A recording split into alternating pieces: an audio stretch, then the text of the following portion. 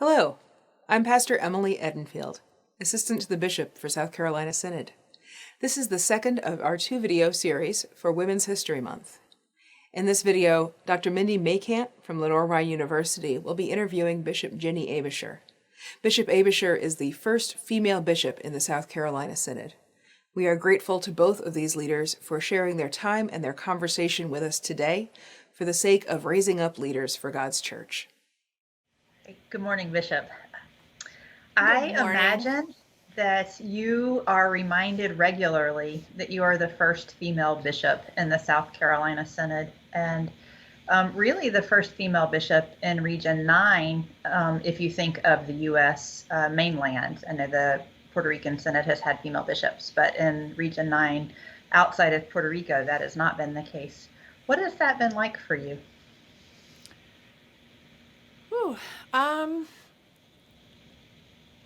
Yes, I have been reminded often, and on the one hand, it's been surprising, and it makes me wonder what is expected because, people keep using female in front of bishop, and that happened a great deal when I was a new pastor.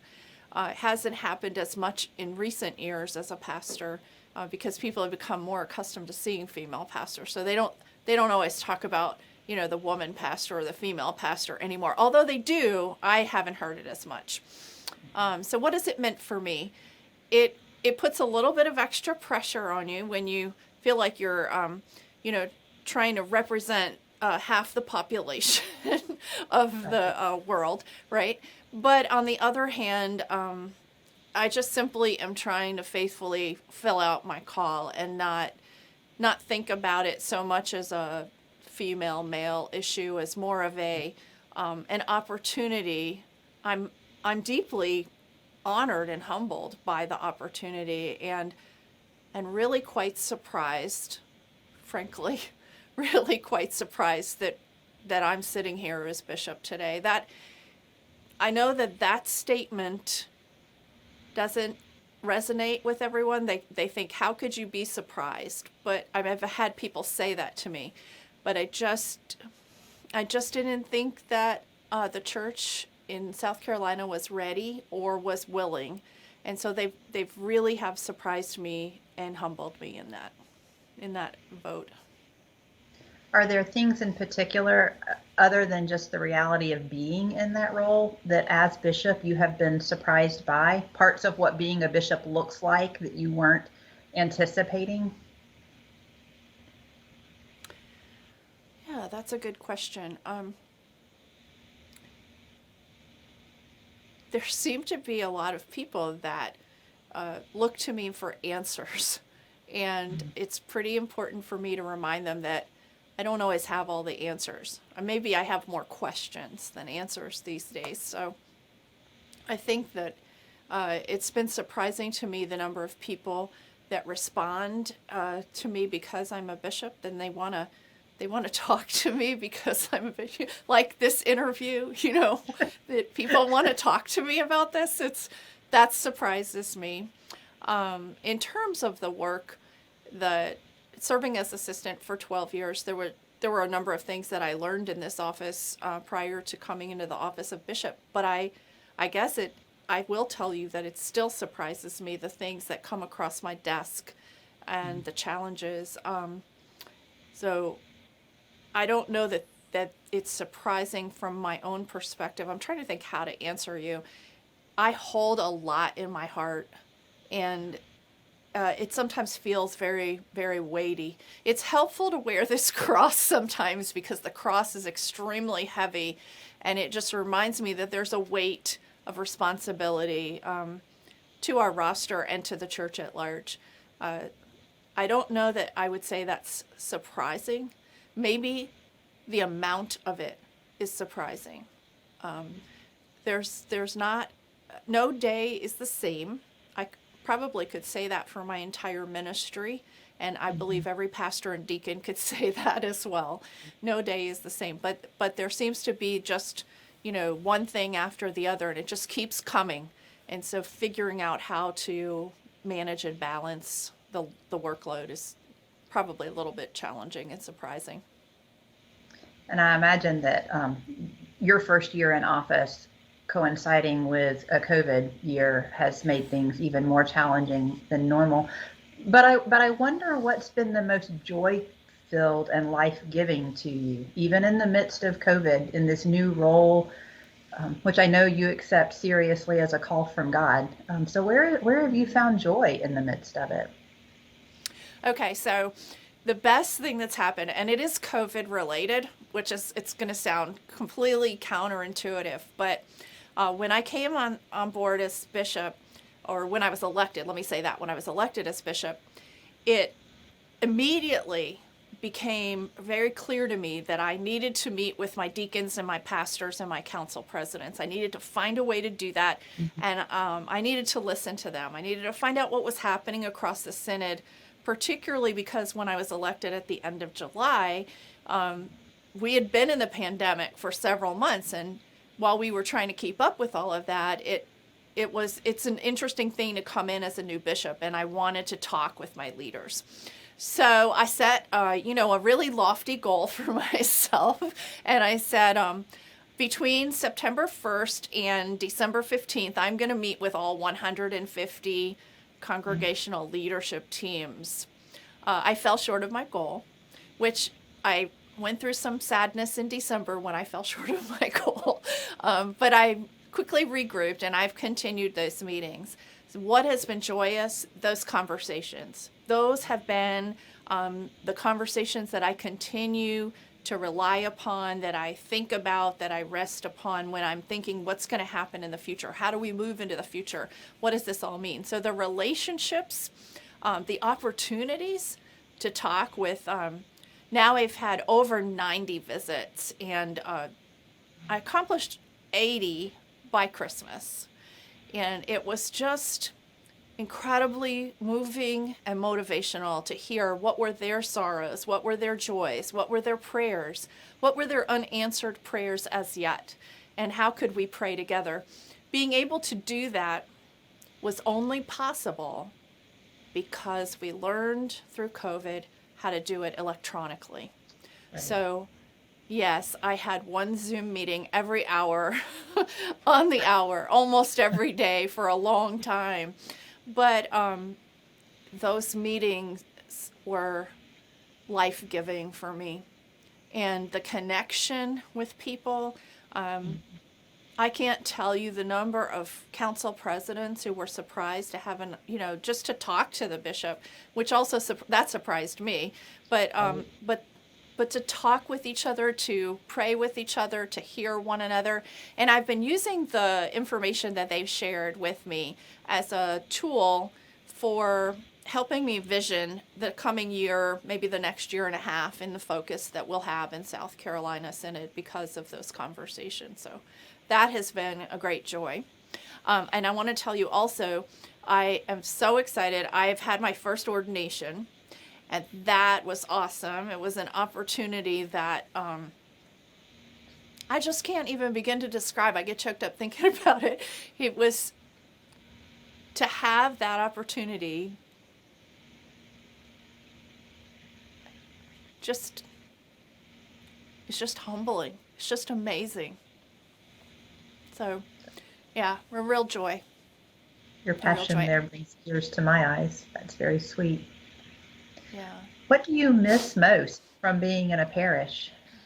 Well, I haven't been in a parish in a while, in the sense of... Oh, that's true. You were assistant to the bishop, right, for a long time. I was assistant. Mm-hmm. But I will tell you that I came to the understanding when I was an assistant to the bishop, I had to think of how to frame my work in this office, mm-hmm. right? And by this office, I mean the whole office, right? Because we work together. And so I see my parish as the South Carolina Synod congregations and rostered leaders. And I see my work as leadership support and formation. I've served on the candidacy committee for far too long, but for a long time forming leaders, and that has been a joy of my whole ministry. Even when I was in the parish, I was on candidacy, and just watching leaders form. You know this as a professor. When you see a student who comes into class and they begin to really take on the spark and be formed by what you're teaching, and that's how candidacy is, right? You're watching a person come in and begin taking those steps with courage towards becoming a deacon or a pastor. And there's a moment, it usually happens sometime after internship, but there's a moment where they have that formation is taking shape and you just see it around them. That's incredible. And so I started to think of my parish as the congregations and the leaders of the South Carolina Synod. And I think it's the only way I've been able to function, frankly. I've just simply been called to be a pastor of the church. So I try to live that out in the role.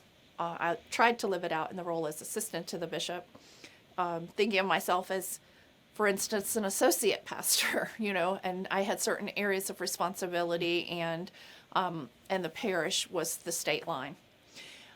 And now as bishop, I just continue that. I think about my parish as the whole synod. There seems to be a lot of collegiality in the Conference of Bishops, which also is good news. It maybe surprises me a little bit. It's like walking into a room of people whose names you've been hearing for years, and then all of a sudden you're supposed to be a part of that group, and I'm still trying to feel my way through that. But there's a lot of so I guess what I'm saying is my call is to pastor the synod, but I recognize that it goes beyond the synod lines, because there's something that we do together as the Conference of Bishops that I think is also important, and that I'm still learning about.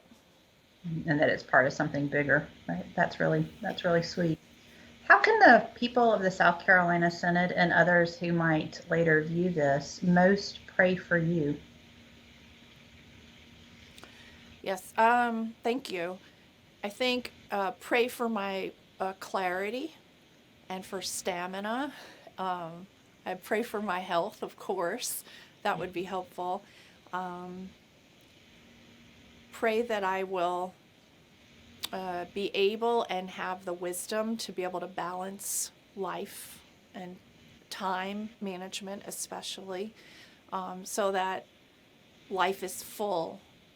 And by that, I mean, it's not healthy for anyone to simply do work or to spend time in one area of life. But so I want to continue to have time with my children and my husband and family, and I need to keep a balance.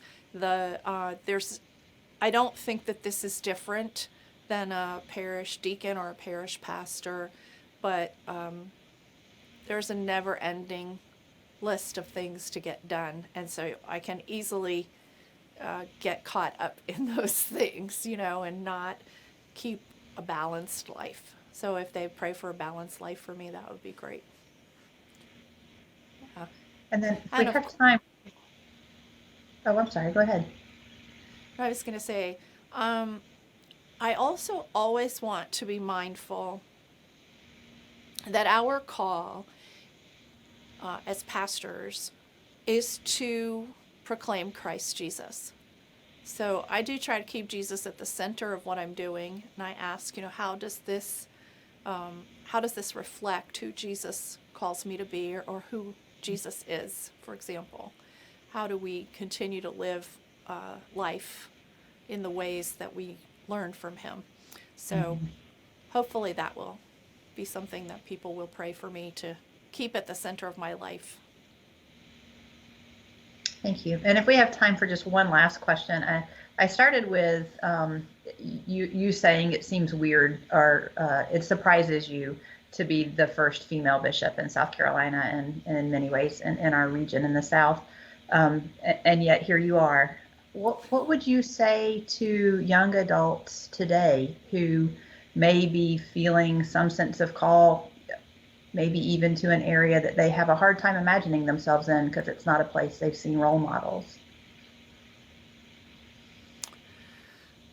I think that it's important to listen to the sense of the Spirit from, of course, this is how we understand call, right? So what's in our hearts, what do we understand within us, and also what are we hearing from those around us, from family, from friends, of course, but also from trusted colleagues and those who are not necessarily our immediate family.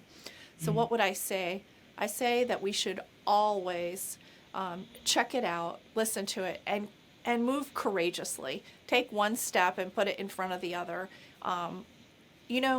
Actually, I never imagined myself in the bishop's office. That wasn't what my goal was when I was in seminary. So I think I don't want to say it just happened, because I think it was a spiritual movement of my path through ministry. And there were certainly lots and lots of pillars upon which I stand and on which this was built. Women who came before me and served as pastors of the church, who helped pave the way. Those are important relationships in terms of being able to be here today. So I think looking around you, finding some way to look for the examples, not necessarily in the same role, but just look for examples of women in leadership or of people in leadership that motivate you and strengthen you. And then allow yourself to courageously, I think, say yes and look to moving forward. Thank you. That sounds I think like that's great. what I would say. Thank you very much.